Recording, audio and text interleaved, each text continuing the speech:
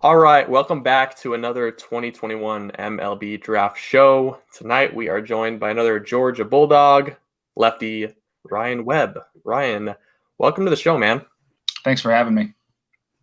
Awesome, man. Glad to have you, Ryan. We've been talking a little bit the last few months about everything and how the year has been going. And just talk to me a little bit about how your 2020 has went. I know it's been crazy for everybody, especially college baseball with the shutdown and restart and shutdown. So just talk to me a little about how your years went for you. Yeah, it's been a hectic year, honestly, to say the least. We started out, had a really good year last year. Started out hot. We were the number 2 team in the country, and we were on the way to Florida when the season got canceled. And we had to drive. We were 3 hours into our drive down there, and we got caught in Brunswick. So then we had 5 hours back to, which after hearing your season's canceled sucks. So the bus was silent. It was not a fun drive. And then, we talked as a team, when we got back and just kind of, talked about things, and we didn't know where, the season was going to stand. But we had a really good team, and it's, really unfortunate that we didn't get a chance to play that year. But after that, I stayed busy. I, didn't know what was coming for me next. I didn't know if I was coming back to school or, if I was going to get the opportunity to get drafted. So, I stayed throwing, stayed training, and, up until the draft. And then, I didn't get picked. And then after that, I was like, okay, well, it's time to go back to work. So I took 2 days off, and then I got right back to work. And, I put in a lot of work over the summer and the fall. And, I'm excited to see, what I do this upcoming spring. Yeah, it's quite a luxury when, as a program, you've got a lefty that throws 95, and there just doesn't happen to be an opportunity to start in the rotation. Throwing behind Emerson Hancock and Cole Wilcox and Jonathan Cannon and all of these arms in the Georgia program. The nice thing for you, Ryan, is even though you didn't get picked in the 2020 draft, there were teams interested. And you still have so much to show because you really haven't been stretched out and shown what you're capable of. So talk to us a little bit about how you are approaching 2021 as a now presumed starter for one of the better programs in the country. Yeah, I've been a reliever since, I got to Georgia for the most part. I started for 7 weeks my freshman year. But outside of that, I've been mostly a closer or a setup, kind of guy. My junior year, it was just more of like for us to win games, we feel like that it would be better off for you to be in the bullpen. Mm-hmm. And, it hurt to hear that. But at the same time, I was like, I can't selfishly want to do one thing that's not better for the team. So, I took that role and, I went with it, and I felt like I had great success with it. But, just coming off of that, throwing behind Emerson and Cole and learning from Emerson and Cole, Kevin Smith, all those guys, they carry themselves in a way that's how you imagine a professional would. So I'm learning from guys that are my age or younger, kind of how to act and how to, go about their business when, I look at it and that's how I'm supposed to act. That's what I'm supposed to do on a day-to-day basis. And honestly, Emerson was a great mentor for me. And, I'm thankful that I got to live with him and, watch him for 3 years and watch him grow, because I feel like he was an integral part of, my growth process as well. Well, talking about, as we get back more into your starter repertoire going forward, we talked about your fastball a little bit lately, and you said you've made some adjustments on it going forward this season. Can you talk to me a little bit what adjustments you've made on that pitch and what you've done to really make it more of a versatile weapon now with the vertical break and the velocity it has? Yeah, so over the summer, I talked to Coach Kenny, and we talked about, he was like, it's unfortunate you didn't get drafted, all that stuff. But in my mind, I was like, I need to do something else because, there's a reason I didn't get drafted. There's ways that I can improve. Where can I improve? And just playing around with, the axis on my fastball. So before I had an axis of about 1030 to 1040. And I felt like that was a little lower, and so did Coach Kenny. He felt like that the way that my spin was, it would, benefit if I moved my hand positioning a little higher up on the ball. So instead of releasing it at about like here, trying to get more behind the ball and letting that ride and spin kind of take it through the zone. And, in the fall, my first couple bullpens, it felt weird because I felt like I was kind of, throwing almost on top of it. But as I got more comfortable with it, the spin started going up and the vertical break started going up. And then the velocity started going up. Yeah. And then all of that stuff kind of, came together. And, now it's coming to now I got to be able to command it instead of just, control it within the strike zone. That's my next battle. But, I feel like that now my fastball is an actual weapon and an actual swing and miss pitch, where before it was, maybe more of a contact pitch or, a pitch to get ahead. Now I think that I can put people away with it, which just, helps me as a starting pitcher going forward. Yeah, that's the modern game too. The four-seamer that's riding up, especially if you can do that at 95 as a lefty. Ian and I are suckers for the data. We love pitch data and those types of metrics. So where were you at this past fall in terms of the vertical break on your fastball? And are you closer to 10:50, 11 o'clock? Yeah, so I looked at some of my data, and I'm over 11 now. I'm between 11 and 11:15 now on my fastball. And then from last spring to this fall, my spin went up from an average of 2,300 to an average of 2,450 to 2,480. Nice. And then any idea on the induced vertical? I think my vertical break is around 21 to 22 inches. That is significantly improved from last year. Yeah. That's big. Yeah. It was kind of weird throwing with it because, we're always taught to, throw with the knees, mix in and out. But we've got a couple guys on our team like Jack Gowan and Will Childers where they throw pitches, up here, and they either get swings and misses or they get fouls straight back. And guys are like, man, I'm on that pitch. And then you swing and miss, and you miss it really by about that much. And, I feel like that being able to throw it there comfortably and being able to know that I can throw it there, reliably is, a lot easier to pitch rather than thinking that you got to hit, certain spots. And really quick, are you still 92 to 94 touching fives, or have you bumped anything bigger? Yeah, this fall, I was sitting probably more 92 to 94, but I was topping 96 a couple times. But most of my outings, I was sitting around 93, 94, topping 95. Very nice. Very nice. Yeah, the biggest thing for me was seeing the data online that George has been posting is the velocity numbers that you've been averaging. You've been holding velocity later in games and later in your bullpens. And how do you think that is going to help your curveball and your changeup play later in games? I know those are both weapons for you that you can almost throw in any count now. So how do you think this progression with your fastball is going to help those secondaries be better pitches?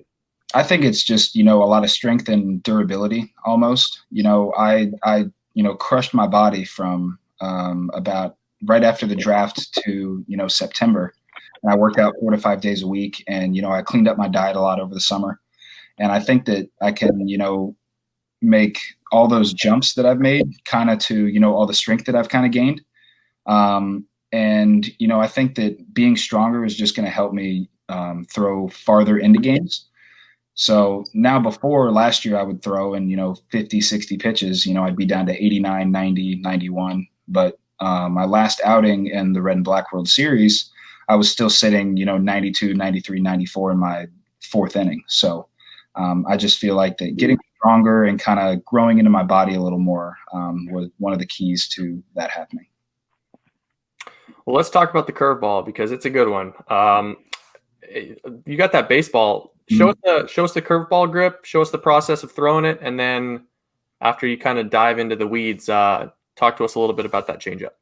So my curveball, I used to throw it like a prototypical curveball where I would grab it like this, and then I was playing around with it one day. The spin was good. It was 24, 25, and I was talking to my pitching coach, and I was like, I feel like that this can spin harder. And he's like, well, okay, just play around with a couple grips. And I threw a spike right here when I was a freshman. And I didn't really have great control over it. So I stopped throwing it. But I was in the bullpen. I was like, you know what? I'll just snap a couple off. And so I threw my old curveball. It was 24. I threw my next curveball. It was 28.50. And then Coach Kenny was like, okay, well, throw it again. So then I threw it again, and it was the exact same thing, and it had about 20 inches of vertical break. So I think you found your curveball. Now you just need to figure out how to throw it over the plate. So for me, I just literally take the same grip I had before, where I hold it deep in my hand, like right here, and I just take my finger right on it and push right on that seam there. And I'm just thinking literally as I'm throwing it fastball the whole time, and as I'm coming over it, literally just pulling down as hard as I can with this finger. So it's coming just about over the top, and I'm trying to get 12-6 spin on my curveball, even though I don't get it. But I'm trying to have it to where I'm pulling straight down and that ball's coming right out and then coming straight down. Yeah, just kind of mirroring that fastball. I'm trying to get the same type of spin to where if I do throw a fastball up, I can dump the curveball right off of it and it freezes hitters. And you're still 2850 with that, huh? Yep, that was my average for the fall. That is beautiful. How about the changeup? So the changeup, that was one of the pitches that me and Coach Kenny kind of worked on a lot this fall. I started throwing my changeup, the one I threw last year, and it was around 89, 90 for no reason at all. We don't really know. So then he was like, okay, we're going to play around with a couple grips. So one day I had a bullpen before one of my weekend outings, and I threw about 25 changeups in a row just to kind of see, what grip felt well, what didn't. And, Coach Kenny showed me his grip where it's you put a finger inside the seam here, finger inside the seam here, and then you take your finger on the inside of the seam here. And then you just rest your fingers on top of the ball like this. So all the pressure is on these fingers here, and you just throw it exactly like a fastball. I don't know why it works. I don't know. I can't really explain to you, how it could possibly, move the way it does or how I don't throw it in the ground. But, the first couple times I did it, it had great movement. The spin was completely zapped, and it was around 84, 85. And Coach Kenny was like, I've been showing pitchers this grip for 25 years. He's like, this was my changeup grip, and it's never worked for another pitcher that I've showed it to until now. So, I'm throwing this changeup now, and it's super comfortable in my hand. And, the changeup for me, I like throwing it more left on left than to a righty. I think that, throwing this down and into a lefty is more devastating than to a righty because no lefty's ever thinking that they're going to get a left on left changeup. So if they're not expecting it, they're going to see it and they're going to think fastball, it's flat, and they take a G hack and then they're missing it by a foot. So I think that, that's one of my favorite pitches to throw is a left on left changeup. Really quick, have you tried working in a cutter or a slider, or are you pretty well set on those three pitches for now? Yeah, so I also throw a slider too, and the slider is kind of more of my get ahead in the count.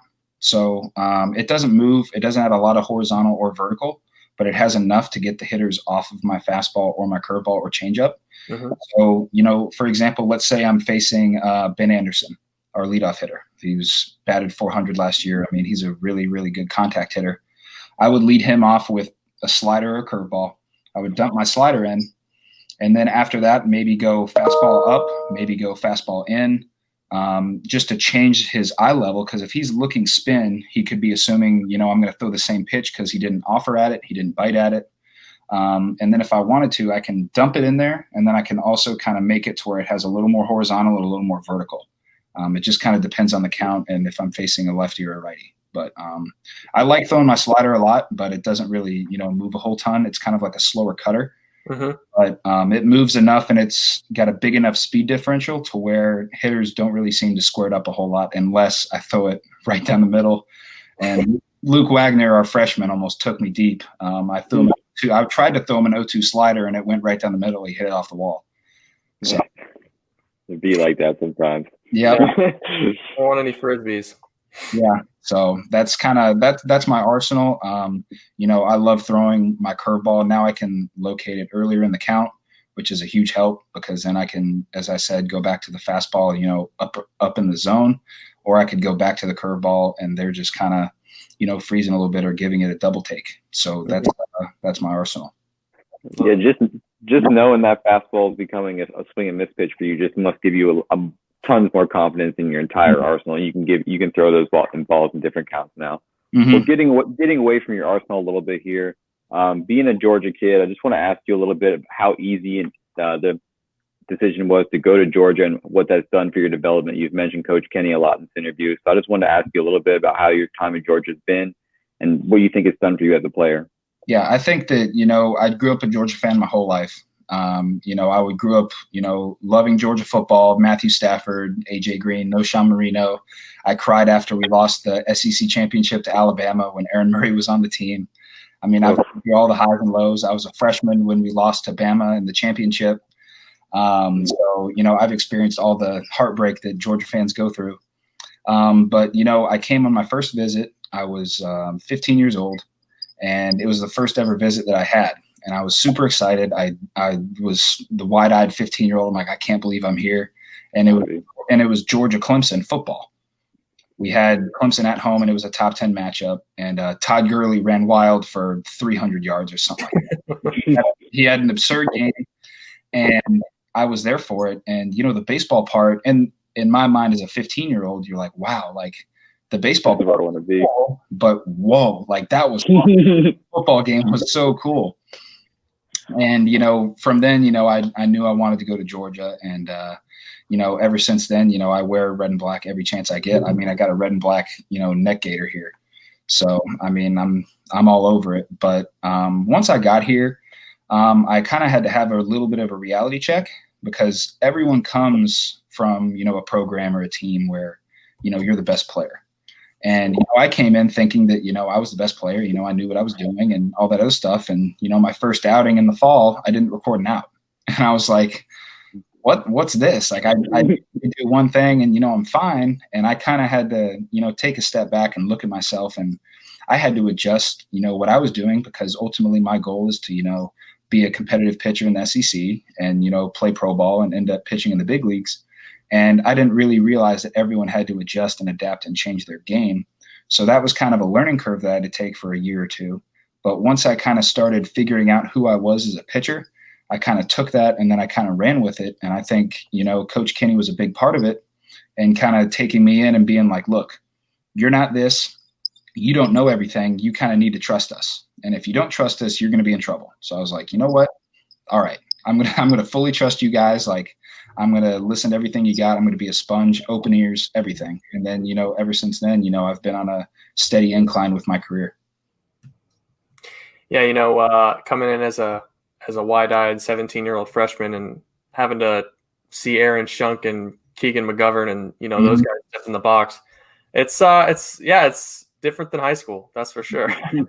Yeah, it was not a fun fall. For a while, man. Yeah, it was not a fun fall. I learned a lot though. So that was the good part. How about let's talk about tech, because we've already gotten into the weeds about your pitch metrics and stuff, but how heavy do you lean on Rapsodo and probably less so TrackMan, but do you use tech in your training and just trying to develop pitches, maybe Edgertronic? Yeah, so we have an Edgertronic camera.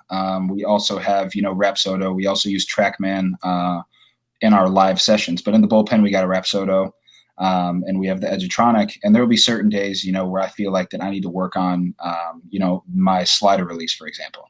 Maybe I think that, I'm getting around it too much. It's not having the same depth that I want it to have. So I'll tell our analytic guys, we have analytic interns, like 4 of them. Mm-hmm. And I'll be like, I'm like, today I want you to get, 4 or 5 different, videos of my slider. I'm going to throw 6 of them. And I want to compare, the way that my, hand is, on the ball at release, how I'm releasing it, where I'm starting it. And we'll just break that down with, Coach Kenny and some of those interns. We'll look at it, break it down.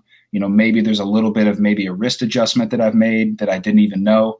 But with the Edgertronic, it's so cool. You can see all the slight adjustments to where, let's say on a slider, I think I'm coming through it around it, but really I'm kind of going this way. So I'm not going through the ball, I'm really going around it. So you can't really feel that as you're doing it, but the Edgertronic can show you, the minor mistakes that you're making and how to get back on track. So, I mean, I love it. I use it every single time I step on the mound. It's just a way for me to, make sure that I know what I'm feeling is actually, right in the metrics and analytics. So I think it's just a good tool that, I can use and have, back up my own thoughts. Absolutely. Well, I just really have one more question for you, and it's a little bit like, I guess, off the wall a little bit. You play in the SEC. You've been there now 3 years. I just want to hear your thoughts on a couple guys that really just giving you trouble since you've been there. I know it's been an immense amount of talent that you've seen over your time there, and I know you've got a couple of guys that just been like, wow, this is a tough at bat. I would just love to hear your thoughts on that. So surprisingly, most of the hitters that for some reason I've had trouble with are lefties. I don't know why, but lefties just, give me trouble more than others. And just to name a couple, Dominic Fletcher, Heston Kjerstad, those Arkansas guys, I mean, they're not fun to face. And I remember as a freshman, I faced Heston and Fletcher my freshman year in the conference play. We played them our last series, and I got tattooed by both of them. Both of them, they hit a double and like a triple off me or something like that. And then that adjustment that I made, they just have really, really good strike zone awareness. So they kind of know they're not moving from their approach, it seemed. They knew the pitch that they were looking for, and they weren't going to really hit or swing unless their pitch was in that zone or that area.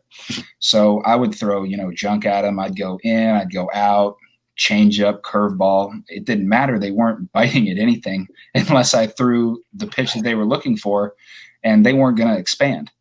So, looking at those guys, one of the adjustments that I made, and when I started having confidence in a left-on-left changeup, was in the SEC tournament I faced in my sophomore year.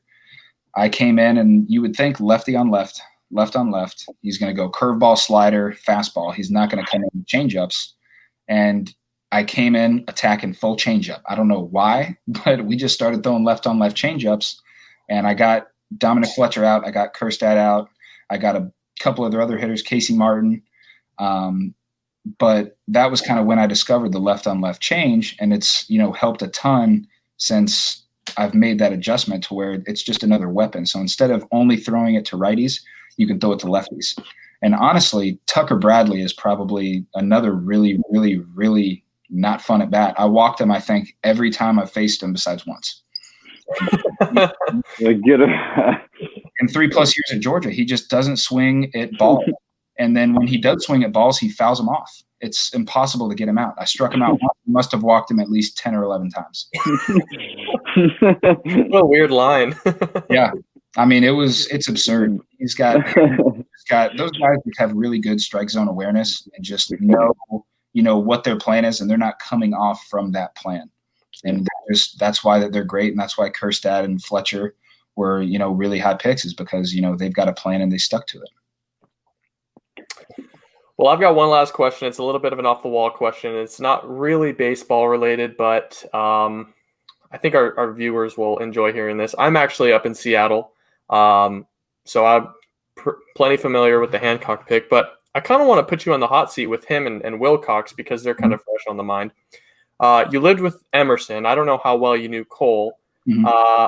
Tell the viewers Emerson and Cole's weirdest habit.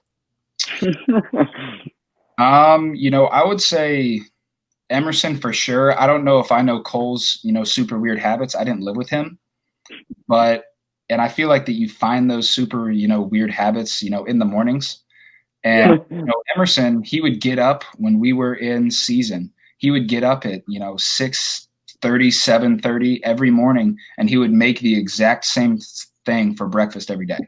He would make like 3 or 4 eggs. He'd have bacon, and he would just have that, and he'd sit down on our little counter. I'd stumble down at 8:30, 9 o'clock in the morning. He'd already be done. Maybe get a Dunkin' coffee.